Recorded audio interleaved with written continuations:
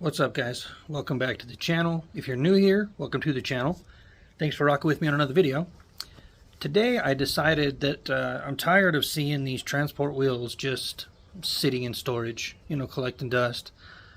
I paid pretty decent money for these things, and I put one on the truck and realized when I air it out, the inner fender sits on the top of the tire and it doesn't lay all the way out. So I just took them off. Trying to convince myself, as I told you in a previous video, trying to convince myself that it's worth cutting a chunk of the inner fender out. But I had a conversation with a guy today that's got these wheels on basically the same truck, just a few years newer, same suspension setup and stuff. And he said he's been parking on his inner fenders for months and nothing bad has happened yet. So I figured, what the hell? May as well take them out and paint them up and run them, see what happens.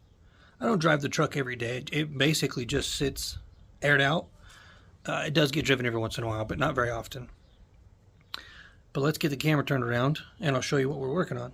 Okay, so I watched a video on another channel. The channel's name is Simple C10. The guy does a really fantastic job explaining how he does this. He actually has his dismounted. I should have done this, before I mounted the tires, but I'm kind of an idiot. And I didn't intend on painting them. I was just going to run them black. And then I seen how good they look when they're painted to match vehicles and stuff. And it just looks like somebody cares just a little bit more, So I took the air out of this thing and attempted to break the bead on it, but it didn't really want to play. So rather than screwing up my tire or my wheel, I just decided that I'm going to leave it deflated, and I'm just going to take some cards, wedge around the bead, and we'll get to painting. So I'll set you guys up on a time lapse.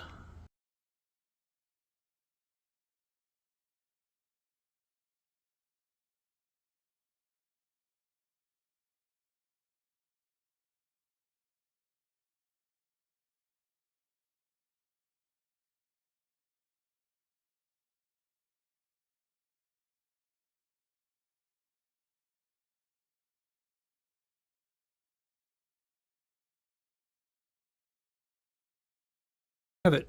We're carded up. Holy cow, man, that was so much faster than using tape. I don't know why I haven't been doing this all the time. Now I'm going to take a red Scotch-Brite and give her a little scuffy scuff.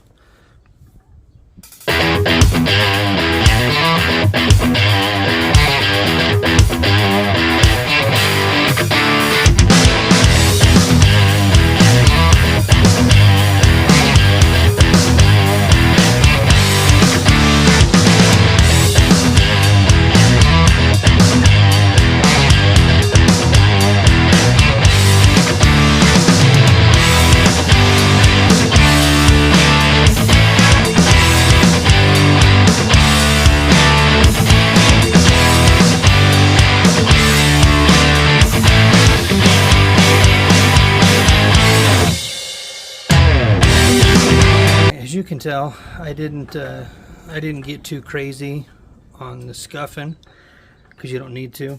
All you need is just a scratch just a little bit so the paint will have something to hold on to. There's no reason to get real aggressive when you're using Scotch-Brite. If the surface is already painted, all you got to do is knock the shine off, come back and blow your mess up, wax and grease it all, and then it's ready for paint. You can prime it if you want to, but I'm not going to. This one is got the mess cleaned up. That's wax and grease remover. We're just gonna give it a quick wipe down just to make sure. And I really need to work on getting a bigger shot, because this small space shit's killing me, dude.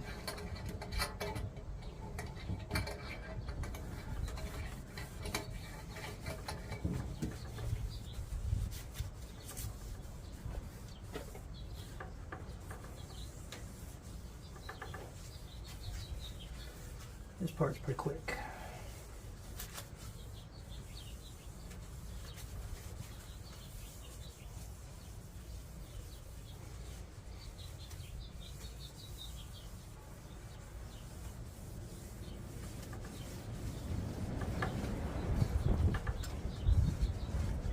Sorry for the wind noise, guys. Can't control it. Look at that. That's a lot of shit. Blower mist, I guess.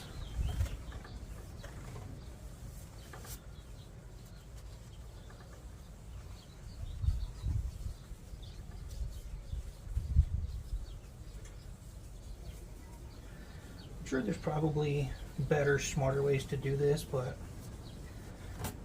I am not. I'm not a smart man. So I like to do a lot of shit the hard way. But it works for me. We'll give that a few minutes to kind of flash over. Okay, it's prepped and ready. What we're using is pure white. I mean, hopefully it's pure white, like, you know, Coke white, but we'll see.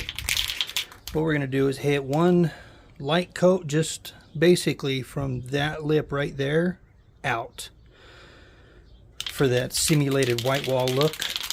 We're gonna hit one tack coat, let that flash, come back with one, maybe two heavy coats, and then let that sit overnight, and we'll hit it again tomorrow after work.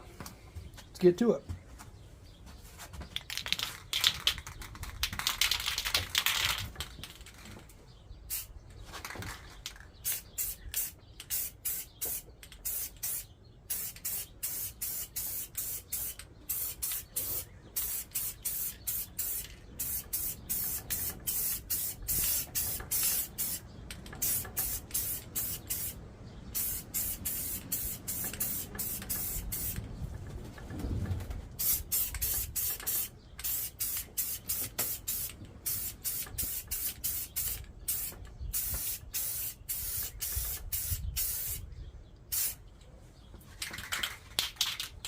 The reason that they recommend you do this without the tire on is the outside of this lip right here where the tire sits, it makes it more of a complete professional looking product. But as I said, I can't get the tire to dismount without going down to the tire shop, and I'm not willing to do that today. So what we're doing is the best way that I can come up with today to get this done. Now it's about, I don't know, it's probably 85, 90 inside this garage. So this shouldn't take long at all to flash up. We're gonna just give it a couple of minutes. That's should be long enough for it to flash up. Now let's go ahead and hit it with one heavy coat and see what it does.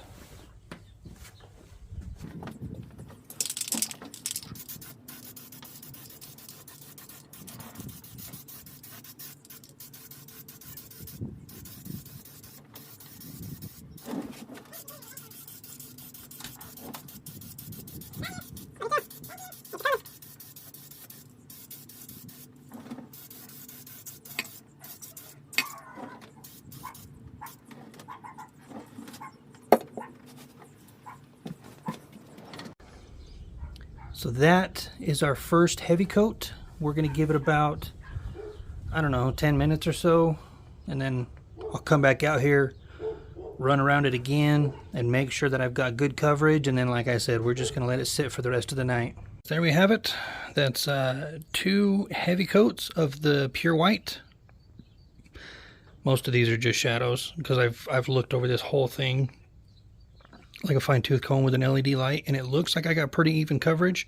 So we're gonna let it sit for the rest of the night. Tomorrow when I get home from work, I'll come out and start laying out the tape lines so we can start painting the body color. We're back, day 2. Got the tire up on the table this time because it's not as windy as it was yesterday. So hopefully we get to tape off the lines for the simulated white wall up there.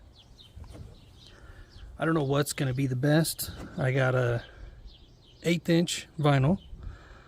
I got 1/4 inch masking. And I've got a regular roll of 1 inch masking in the garage too. So I'm not sure which one of these is going to work the best. But we're going to start with the 1/8 inch and see how we like it.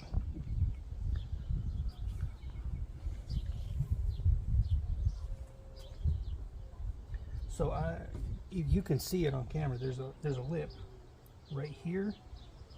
I'm gonna try to focus that as my guideline. So just this outer ring will be white and the rest of it's going to be body color. So it's a simulated white wall. Lay some tape down, shall we?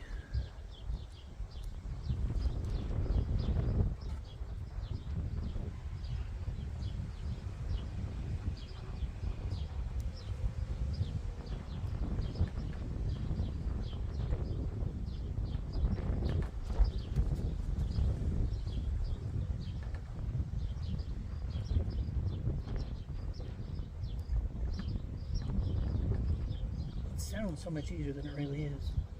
Just take some tape and lay your little line right there. Get your line straight. It's the hard part, because that lip is really deceiving. And that shit's just not, it's not the move. I think what we're gonna do,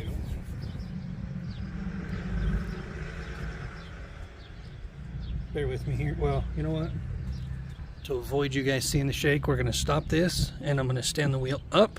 It's going to make it a lot easier to tape off. Now, that should be much easier. See how much better you can see that lip now? Now let's see if we can get some tape lines down, huh?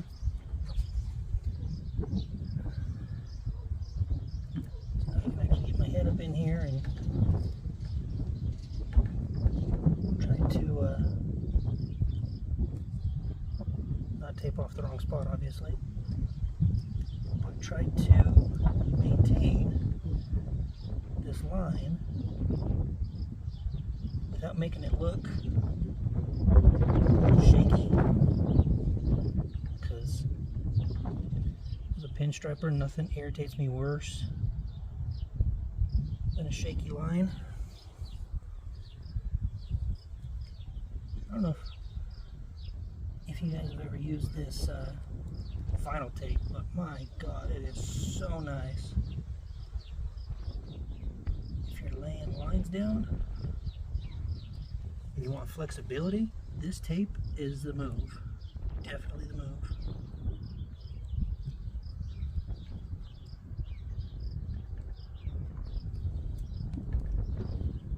See?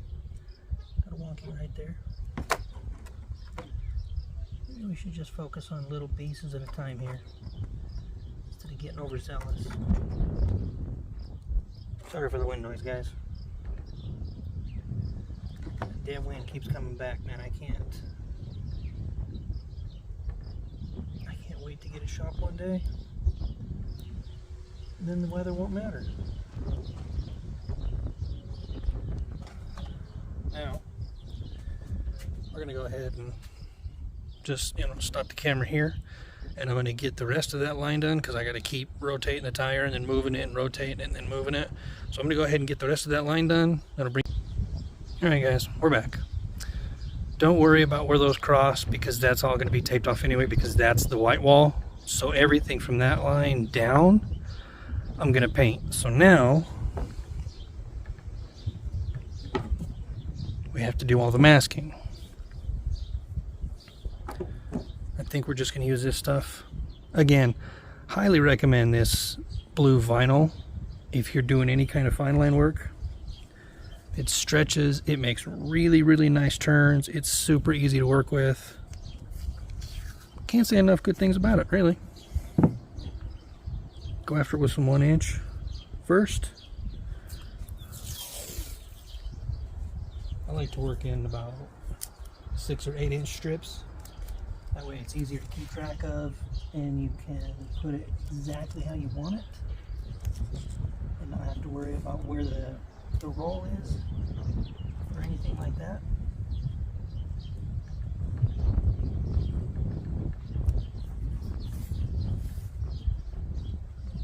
Flop it over.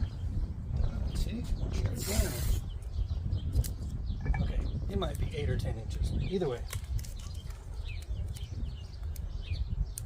It's a very easy size to work with.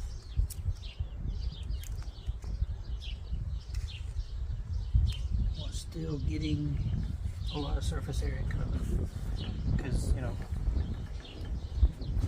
you underestimate how much over on a 22-inch wheel. That's a lot.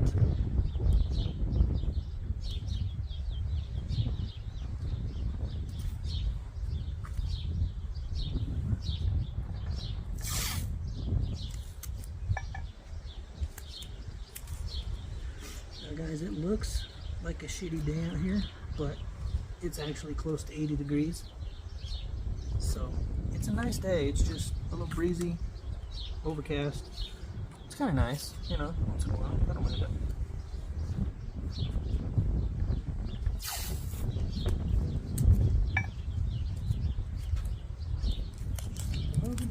Keep taping.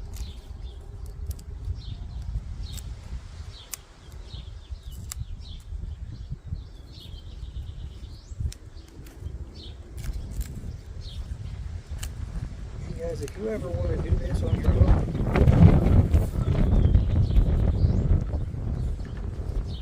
don't be scared to try. You can't learn if you don't try. You know what I mean? I've painted a lot of wheels in my life, but I've never painted them like this. I've never done a simulated white wall or had to do two-piece, I guess you could call it.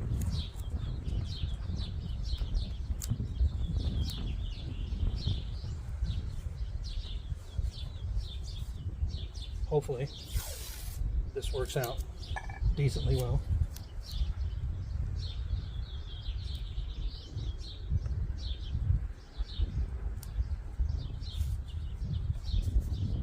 I'm strangely optimistic for some stupid reason.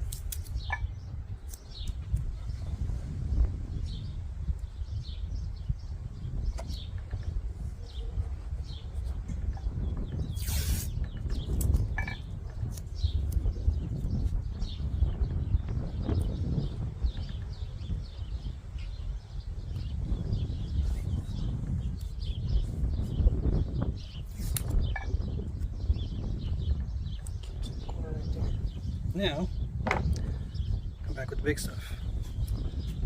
You already watched me go around it once.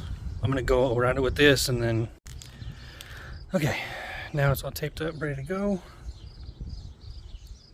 Here we go right here, Destroyer Gray. There's your paint code. It's Chrysler color, obviously. This is what we're gonna use because this is the color gray that I've chosen on the truck. The truck was originally gray.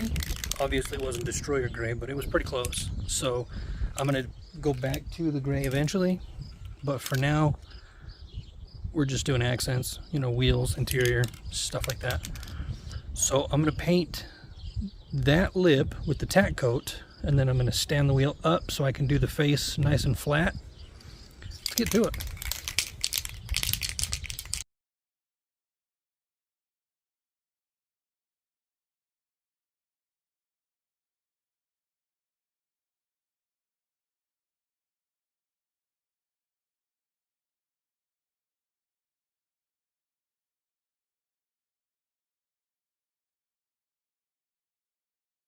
All right, tack coat's on. We're gonna give that about 10 minutes to flash, and then we're gonna come back and lay it out heavy. But the wind's starting to pick up, so I'm actually gonna wheel it inside the shop and spray it, and then I'll wheel it back outside for it to dry up. Alrighty guys, there you have it. I'll throw a picture of it mounted to the truck, but I'm 100% happy with how this turned out. Other than I went a little light on the paint. You can't see it. I can see it. A little light on the paint right there on the gray, but you can't tell. And then right here, one of these, I don't know, I call them nipples. One of these nipples off the tire flipped over right after I painted the first coat, and I didn't catch it until a few minutes ago. But I've got one more trick that I'm going to put on these wheels, and then we'll throw them on the truck and see how they look.